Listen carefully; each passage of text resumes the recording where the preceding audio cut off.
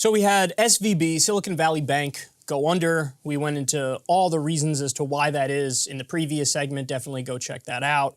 But basically, they are the bank of the venture capitalists and the bank of the tech world. And they were too invested in bonds. And as interest rates went up,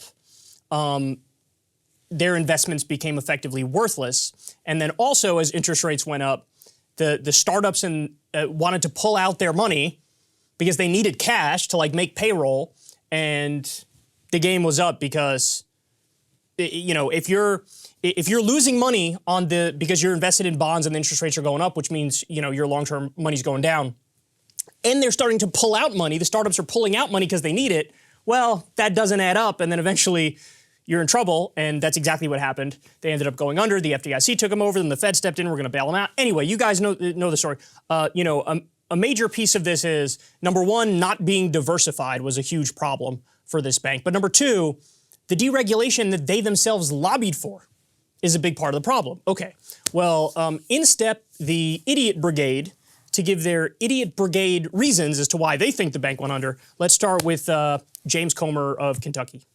And then we see now coming out that they were one of the most woke banks in their quest for the ESG type policy and investing. This could be a trend, and there are consequences for bad Democrat policy. And I think we need to keep an eye on all the banking sector right now. He's literally blaming it on wokeness. He's blaming the bank failure on wokeness. If you don't believe me, this is now a talking point that they're all going with. Ron DeSantis came out and said, the reason this went under is diversity, equity, and inclusion. And then you have, throw this up on screen there, this is Donald Trump Jr., who chimes in and says, SVB is what happens when you push a leftist/woke ideology and have that take precedent over common sense business practices. This won't be the last failure of this nature, so long as people are rewarded for pushing this BS. He blamed leftist and woke ideology. No, Donald Trump Jr., quite explicitly, leftist policy would have saved the bank. Why do I say that? The regulation is leftist. So we used to have Glass-Steagall regulations on the banking sector, and that was taken away by Bill Clinton, and we had the Wild Wild West deregulatory scene. And then what happened? 2008, subprime mortgage crisis, Great Recession, in part due to the lack of the regulation.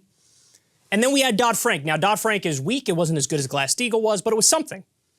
Well, guess what? In 2018, your dad signed a repeal of the regulation that would have helped prevent this exact crisis.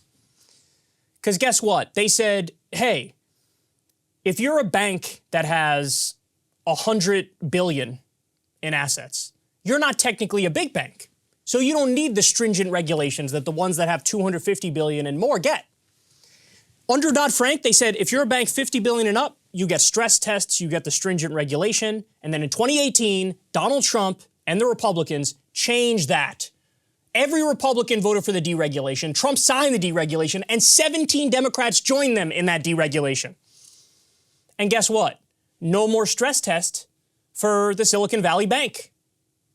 No more strict rules about how, over-leveraged they are or how they need to diversify. None of that. And then boom, here we are. Here we are. So if they didn't sign that repeal, we very well could have avoided this catastrophe. We very well could have, because we would have known something was up.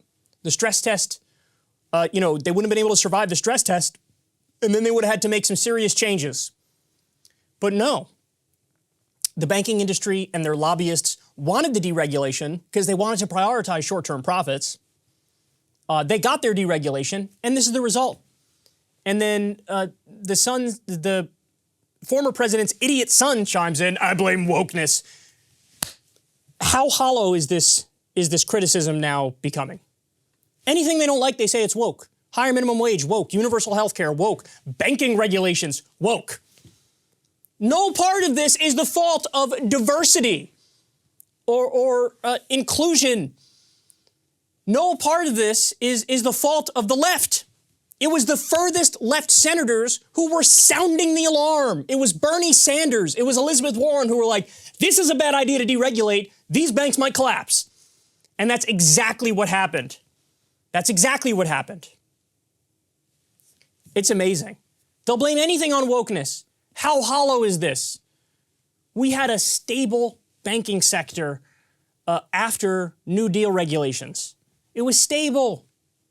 It was stable because of leftist regulations that kept the banks in check. It's so crazy. His dad is partly to blame for this because he signed the repeal of those regulations. And he's out there blaming woke people. Yeah, there's some kid on a college campus with pink hair and thick glasses who are to blame for SVB collapsing. My ass cheek, son. I can't imagine thinking like this guy, man. It's embarrassing. Like, he has no interest in actually finding the truth as to why this went under. He has no interest in it. I had to read 7 frickin' articles to get the real answer, and then he comes up, nah, it's wokeness. It's wokeness. It's because comedians are getting canceled. That's why the Silicon Valley Bank went under. Anyway, if you guys couldn't see the scam that is the anti-woke complex at this point, well, now you know. If all roads lead back to wokeness bad, your politics suck. They're idiotic. They're useless. And this is just a perfect example of it here. If you want to see me and Crystal Ball interview legends like Noam Chomsky, Cornel West, and more, subscribe to Crystal Kyle and Friends on Substack. $5 a month gets you the video version a day early. Remember, we take 0 ad dollars for this podcast.